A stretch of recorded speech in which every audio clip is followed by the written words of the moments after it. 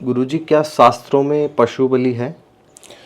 हाँ, देखिए शास्त्रों में, शास्त्रों के नाम से जो हमें आज उपलब्ध होते हैं उनमें बहुत से ग्रंथ ऐसे हैं, भारतीय परंपरा के ग्रंथों की बात कर रहा हूँ, तो उनके अंदर पशु बलि और अन्य कई विकृतियाँ हमारे को दिखाई देती हैं, वो उसमें बाद में जोड़ दी गई हैं।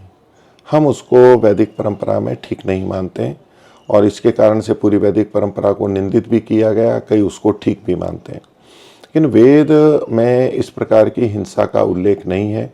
तो वेद से संबंधित जो ग्रंथ हैं, ब्राह्मण ग्रंथ हैं, आरण्य ग्रंथ हैं, अन्य जो अनुकूल ग्रंथ हैं, वेदानुकूल ग्रंथ हैं वैदिक परंपरा में, उसके अंदर ये सब बातें जहाँ जहाँ मिल जाती हैं, कहीं स्मृति ग्रंथों में मिल जाती है। तो परमात्मा को प्रसन्न करने के लिए या यज्ञ आदि के अंतर्गत जो पशुओं के को मारना और उनकी बलि चढ़ाना, उनकी आहुतियाँ देना, ये जो प्रचलित हो गया है, ये गलत है। लेकिन हाँ, इस तरह की बातें हमारे इन शास्त्रों में मिली हुई हमें मिलती हैं, उपलब्ध होती हैं। ये बहुत प्राचीन काल से ग्रंथ चले आ रहे हैं, बीच में बहुत विकृत काल रहा और हमारी परंपरा को दूषित करने वाले भी कम नहीं थे।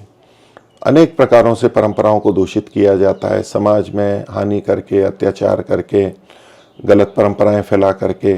पर चूंकि हमारे यहाँ पर शास्त्रों को मुख्य माना जाता है, शास्त्रों के अनुसार हम चलते हैं, शास्त्र हमारे आदर्श होते हैं, वेद और वेदानुकूल ग्रंथ, तो विकार पैदा करने के लिए इन्हीं में मिलावट कर दी गई है। संस्कृत के ग्रंथों में संस्कृत के ही वाक्य डाल दिए गए, श्लोक डाल दिए गए, जो कि वेद के विपरीत हैं।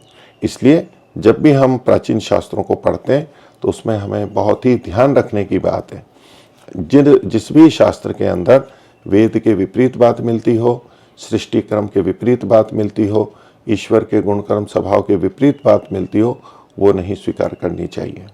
हम शास्त्र के नाम से कुछ भी मान लें, कोई भी शास्त्र में बता दे, तो शास्त्र में तो बहुत चीज़ें की कर दी गई हैं, इसलिए बहुत सावधानी रखने की बात है। तो हम स्थूल रूप से जब देखते हैं तो प्रथम दृष्टया वहाँ बलि मिलती है, लेकिन इसका ये अर्थ नहीं है कि वैदिक परंपरा में पशु बलि आदि स्वीकार की गई है, अस्वीकार है।